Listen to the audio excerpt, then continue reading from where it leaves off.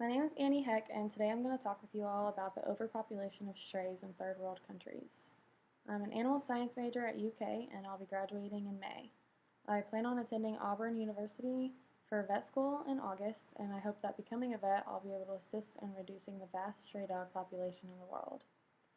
The scope of the stray dog problem in many parts of the world is unimaginable by American standards. Street dogs have always been part of the developing world's landscape, but with exploding populations, increasing attacks on citizens, and spiraling rabies epidemics, the issues had transformed from a third world problem to a global public health priority. Below is a map of the countries that are at high risk for the rabies in red.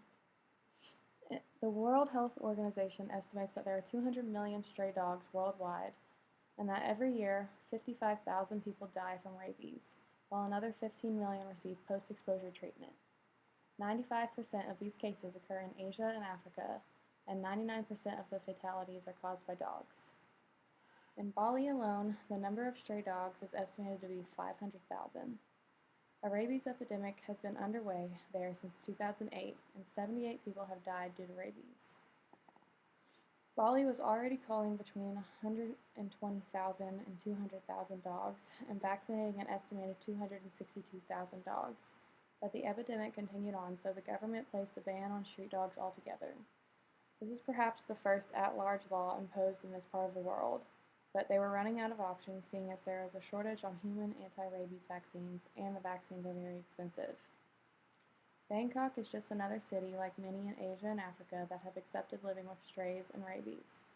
An estimated 200 dogs per square kilometer live in Bangkok, fouling the sidewalks and streets, causing traffic accidents, and serving as vectors for rabies and disease. A nip on the ankle can quickly jolt a Western tourist into the reality of this life or death situation these people live with every day. Below is a picture of the dogs that are sedated and have been neutered by a veterinarian in Bangkok in an attempt to lower the stray dog population. The World Health Organization is aggressively partnering with non-government organizations to assure that the production and distribution of rabies vaccines and post-exposure treatment keeps up with the demand. Veterinarians Without Borders and VITA Volunteers are two NGOs that consist of groups of veterinarians and volunteers that can be found in the poorest countries of the world. They help impoverished communities develop safe and healthy food supplies and eliminating some of the most dangerous diseases. Neutering and vaccinating stray dogs against rabies is an important part of their work. Animal shelters and dog rescue groups are also springing up throughout Asia, Eurasia, the Middle East, and parts of Latin America in order to help get the dogs off the streets.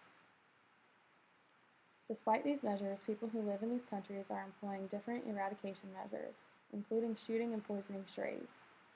Where people are struggling to provide food and shelter for their families, and rabies is an epidemic with shortages of rabies vaccines, animal control becomes a matter of life and death. The United States is a huge help for some of these countries. In parts of the United States, the demand for dogs is much greater than the supply.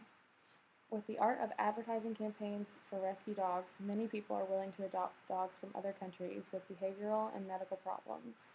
They'll pay large sums of money for problem dogs, such as dogs that are blind, deaf, have missing limbs, behavioral issues, or chronic diseases. Organizations bring in dogs from around the world to the U.S. and ask for the kind-hearted donors to fund surgeries or adopt these animals. Another way the problem can be controlled is in non-surgical alternatives to neutering.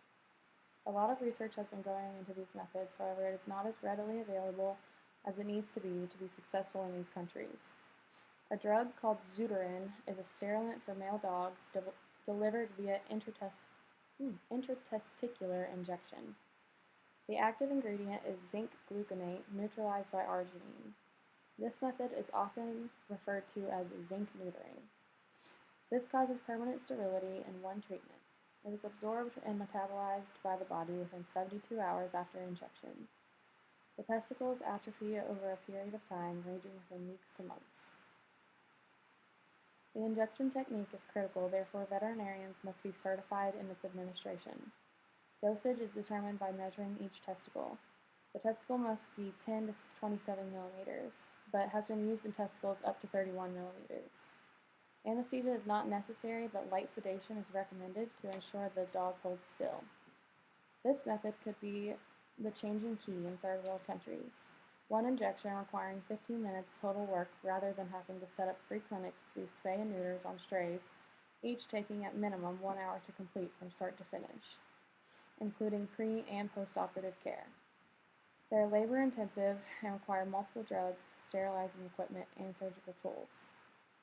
If you want to help with the overpopulation cause but don't want or can't become a veterinarian or go volunteer in these countries, you can still help. Donating to animal welfare services can immensely help. The veterinarians, animal shelters, and volunteers can't do anything if they don't have the proper funding. Below is a list of some of the best organizations to donate to in order to help reduce the overpopulation and save many of these animals from a life of suffering or death.